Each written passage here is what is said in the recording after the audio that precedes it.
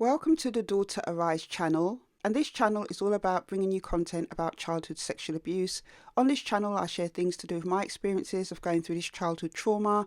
I also share news stories and add my thoughts and commentary to them, and from time to time I also interview other survivors and their supporters in hopes of raising awareness about this childhood trauma. So if this is the type of content you're looking for, please hit the subscribe button and the notification bell so that you can be notified of any new uploads. And if you like the content, please hit the thumbs up button. So today's video is a news story about a paedophile entertainer who absconded after release from prison. I will leave a link to this story in the description box below. A paedophile entertainer who dubbed himself Britain's only Asian clown and starred in a documentary was found living in a rental home with a child's racing car bed after absconding from authorities following his release from prison. Kingsley Pereira, 57, secretly moved town without informing police after serving a 10-month jail sentence when officers found thousands of child sex images on his phone in December 2020. A court heard that Pereira, who went by the stage name Thico, was found peering out of the bathroom window of a rented house. When officers went inside the property in Port Talbot, South Wales, they found a child's bedroom along with a racing car bed. Pereira appeared at Swansea Crown Court today after breaching his sex offender registration notification requirements by failing to inform police of his move. Stephen Rees, prosecuting, told the court that he was found at the new address following information received from the Department of Work and Pensions. The conviction for child sex offences came after Pereira had starred in his own documentary in 2005. It followed him through Sri Lanka as he aimed to help children recover from the tsunami and decades of civil war, detailing how he went on a physical, emotional and spiritual journey across the country. The documentary shows him performing for groups of children and speaking to local residents as he explores the island.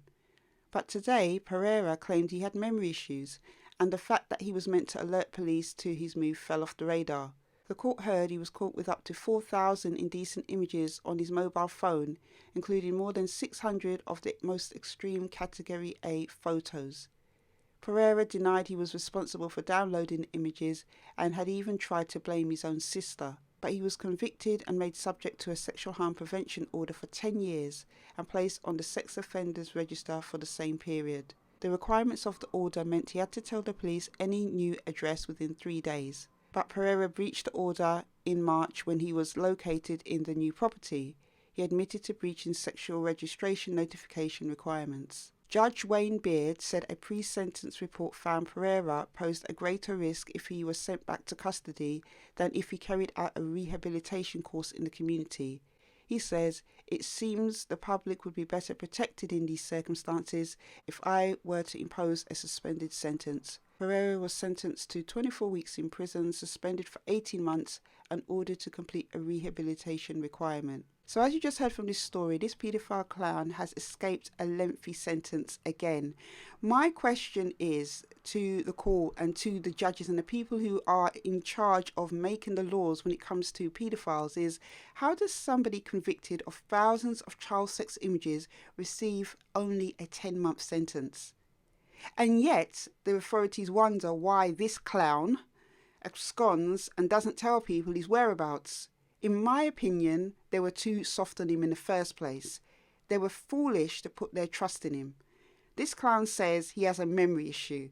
That's why he forgot to alert the police.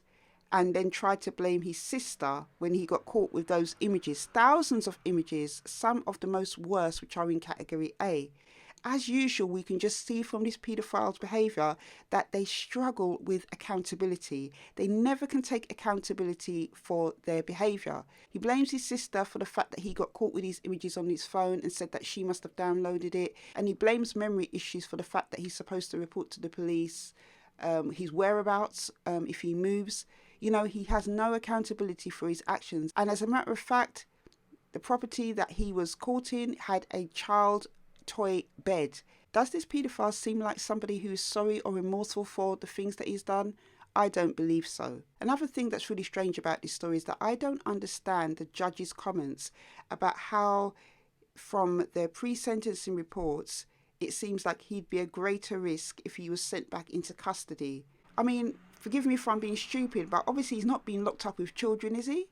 So how is he going to be a greater risk inside prison? Actually, he's a greater risk out here. As I mentioned, the fact that he went to another property without informing the police of his whereabouts and then has a bed, like a car bed, in that property, that to me just screams of red flags. And this is just another example of being soft on paedophiles. They really are going to have to get their ducks in order when it comes to sentencing and the message that they're sending out about paedophilia and, images and stuff like that. You can't on one hand say, we are taking this really seriously. Anybody found with these types of images will face the full brunt of the law, then proceed to give them a 10-month sentence and a 12-week suspended sentence. It's absolutely crazy. So I just wanted to share that story with you. I will leave a link to it in the description box below. Until the next one, take care.